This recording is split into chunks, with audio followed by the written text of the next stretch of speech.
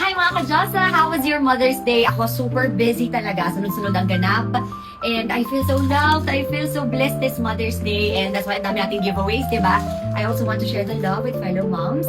Grabe ang Mother's Day sa akin. Parang Christmas. Second Christmas for mothers on Mother's Day. So, ito na nga. We have another gift from one of our favorites. This is from Top Mama. Thank you so much, Top Mama family. Siyempre, sobrang cute ng ating pamukili. Wow, may letter pa. Para sa mama na laging top. Happy Mother's Day. And of course, there's a sweet card. I love cards.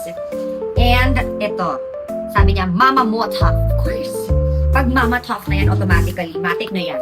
So, ito, meron tayong gifts from Top Mama. Meron tayong portable travel cup blender.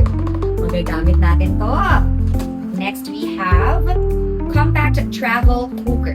Yan, ready for eggs. Nako kami ni Daddy Jace and the kids, malakas kami sa eggs talaga. Ay! Eto na nga.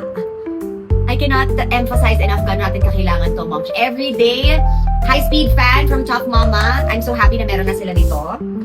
And, eto! I need one for the condo ng kids kasi I have here at home, may isa na akong ginagamit. And this one, ito yung handheld foldable na garment steamer. So, pwede pa natin itong dalhin. O, diba? Next! Uy, foldable hair dryer naman. Very important para lagi tayong fresh. Looking fresh every day. And meron ding mini infrared cooker. Wow!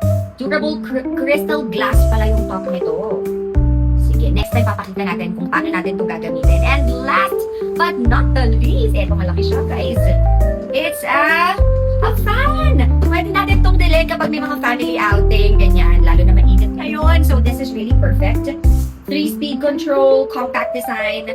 I love it! Thank you so much, Top Mama, and happy Mother's Day, mommies!